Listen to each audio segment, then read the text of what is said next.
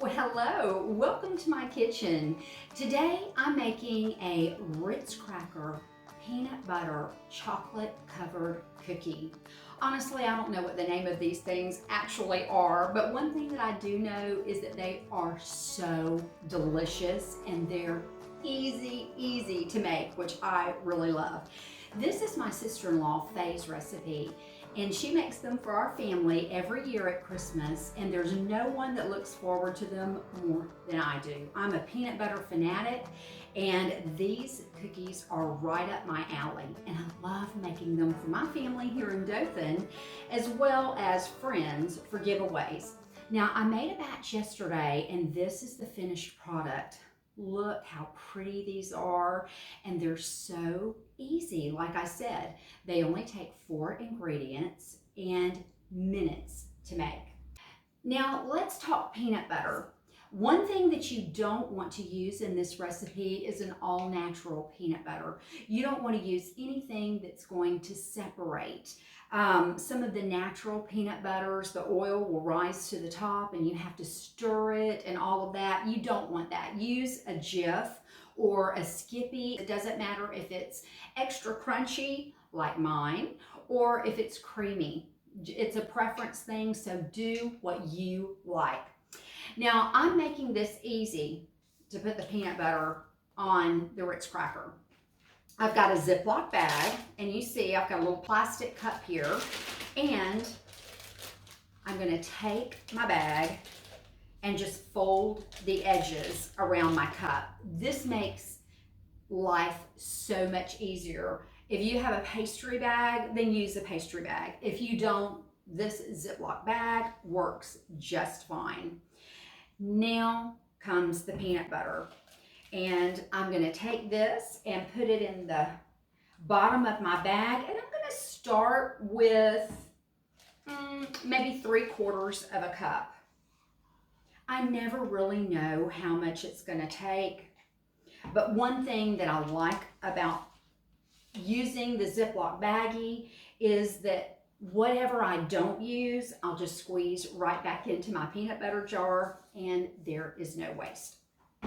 So here we go. And I'm gonna squeeze the peanut butter down to the bottom, get all the air out and just kind of twist off the top, easy peasy. And since I'm using a crunchy peanut butter, I'm going to make a fairly large hole because I don't want any of those peanuts getting stuck, and they definitely will. So here we go. I've got my Ritz cracker and I've put the crackers top side up because I like a nice flat surface on the bottom.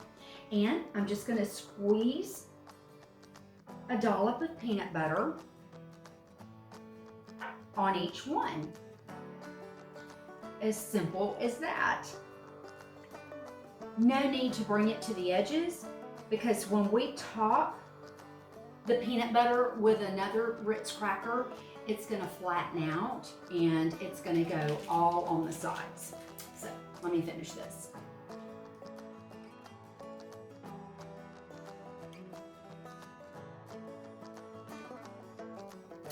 There we go.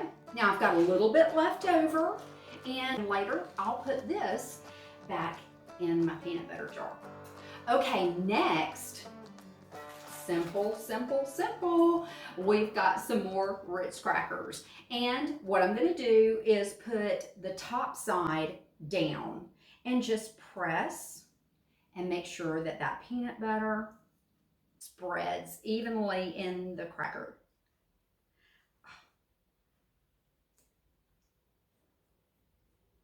This is a great starter recipe for kids. And listen, I don't care how sophisticated your palate might be, all adults love these cookies. Actually, it brings out the kid in us, I think. And if you're a fan of Reese's Cups, this will be your favorite too. There we go. Now comes the almond bark. This is 6 bars of almond bark, which is actually a half of a package. I used the other half for these yesterday. And this makes about 20 cookies. And this is going right into a microwave-proof bowl. I am going to put this in the microwave for 2 minutes at 50% power. Then I'm going to stir it and then set my timer for another minute at 50% power and just continue to stir until it's all nice and melted. So I'll see you back here in a minute. My chocolate is ready. This took 4 minutes, by the way, at 50% power, like I said, and it's perfectly smooth. Look at that. Almond bark is the perfect coating for these cookies. Don't try to use chocolate chips or any other kind of chocolate. This is going to work the best for this cookie. Believe me, you won't be sorry. It is delicious. Now I've got 2 forks and I'm going to take one of my Ritz crackers and in the chocolate it goes. Get a nice little chocolate bath. And I'm going to turn it over. You definitely want to use a fork for this because you want the extra chocolate to be able to come through. And back on my wax paper it goes.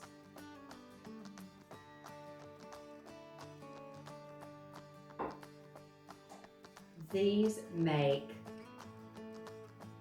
fabulous gifts for friends.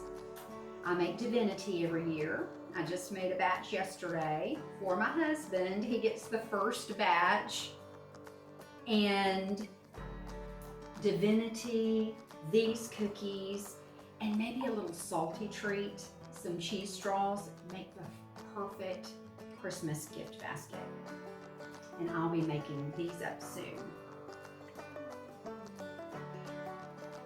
One more, and I'll show you the topping.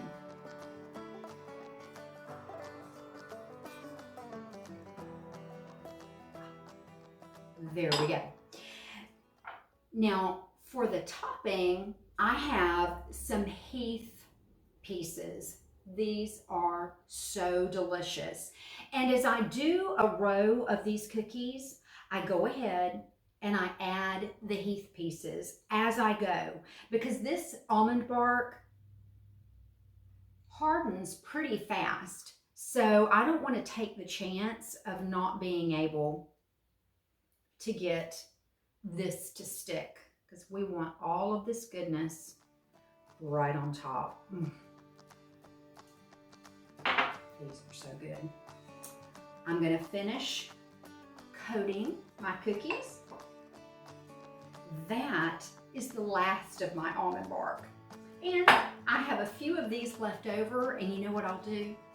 I'll put them in a Ziploc baggie and I'll save them for the next batch. I plan on making another batch in the next day or two, so these will stay nice and fresh if they're in an airtight container.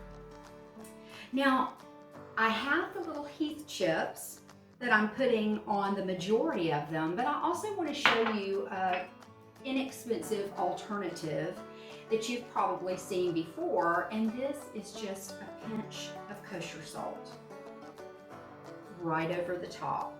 This looks beautiful as well. And I'll tell you something else.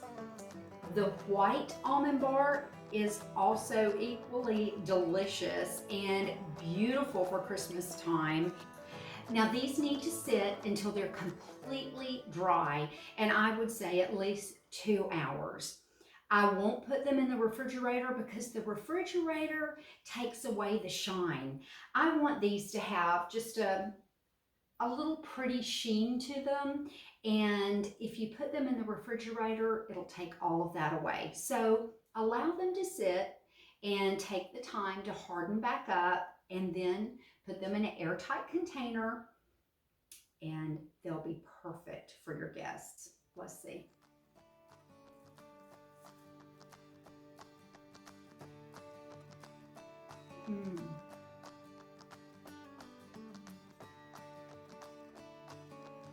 How can something so simple be so delicious? This to me is perfection.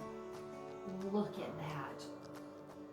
It's salty, it's sweet, it's creamy, it's crunchy, and the little Heath Pieces just makes it over the top.